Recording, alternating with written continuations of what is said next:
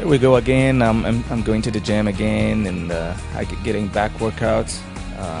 It's really cold in here, but I really love it, and you can see it's really hardcore place. There is no room for laughing. There is no room for talking. There is no room for a mobile. It's just training. I always start my back with pull downs. I just stretch my back and squeeze it as much as I can. I start pretty lightweight. I don't go really heavy in this movement to avoid any swinging back and forth and lose the movement, lose the angle, and it will be just putting stress on my lower back, and we will end up with just swinging and lifting heavy weight for nothing.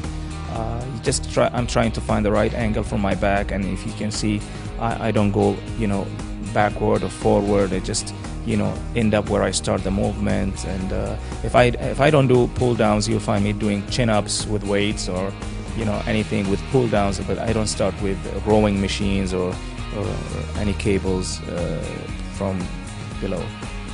Pin bar row has been really just like the squats with me. It's always hitting my lower back and end up with sore pain in my lower back. But I don't do it so often. Once the T-bar is missing, I just go for the Smith machine, the bar row. I try to keep the angle a bit higher, and I don't swing just to avoid the pain that comes in my lower back. It's actually it's really good workout. It's not a problem with the workout. It's not a problem with performing the workout. It's just me genetically. We are in the family. We have a very weak lower back, and it gets so sore and inflamed at any movement when I'm bending or if I'm pressing and necessary. And but it doesn't mean I will find a reason to quit or to stop the training.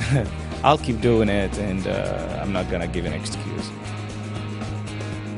But a lot of people keep asking me about my diet and what I do in my off season and on season. The funny thing is, I will have to sometimes create stories or tell them something is not what I'm doing just to make them believe, because I don't change much, and I'm eating normal. But to other people, eating normal is eating, going to junk foods and fast food and stuff like that. But for me, eating normal is eating normal, healthy food with a family at home, and I don't change much. But but the difference between contest preparation, my lifestyle, the normal lifestyle is when I'm in off season, I don't count how much I'm eating and what time I have to eat, strictly.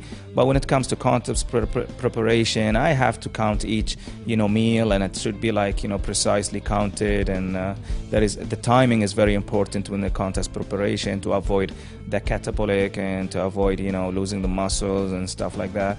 But the off season, I just eat clean, and I just focusing a lot on red meats and fish, chicken, eggs. That's my protein source, and with the shakes, of course.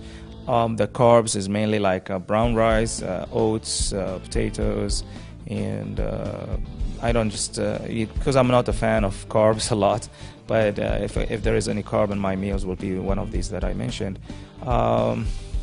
There's one thing that bad in my habit, that I drink a lot of Coke, Pepsis, soft drinks, even in a competition preparation. I'm too addicted to these soft drinks, but thanks God, I'm blessed with a high metabolism that avoid me from getting problems with drinking some. Some people see me in the gym having some soft drinks or diet drinks, like Diet Cola, Diet Pepsi, or whatever. But they say, Sami is not drinking the real drink. It's something else in it. So it is, but it works with me. But I don't advise anybody to do that, because it's not working with you. Or don't try it, because I try it, because genetically and what I did in the past make me, do these things. I understand what's working with me and what's not. For the contest preparation, just 2 weeks or 3 weeks, for sure I'll be strictly on high protein, low carb. I hit the treadmills, not so often.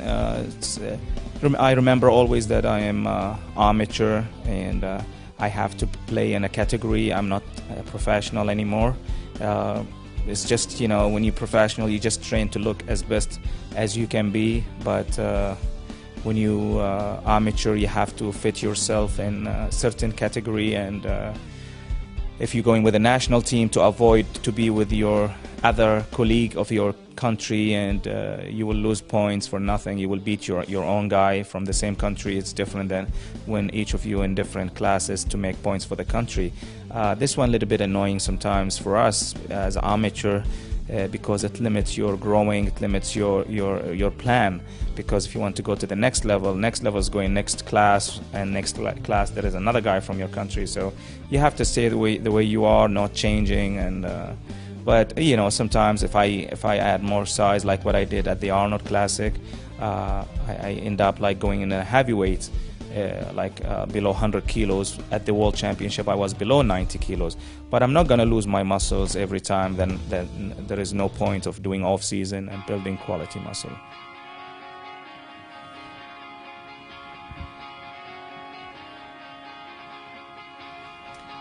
One arm dumbbell row is the exercise that's always there in off season or on season.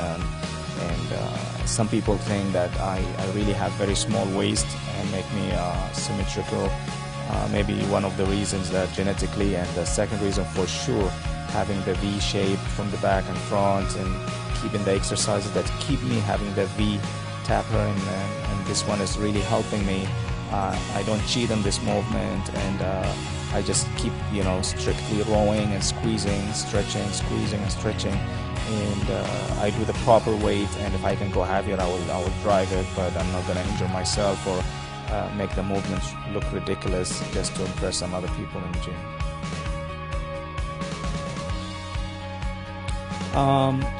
Doing this workout is really helping me to strengthen my lower back, and just to avoid the stress that I get and soreness in my lower back after the back workout.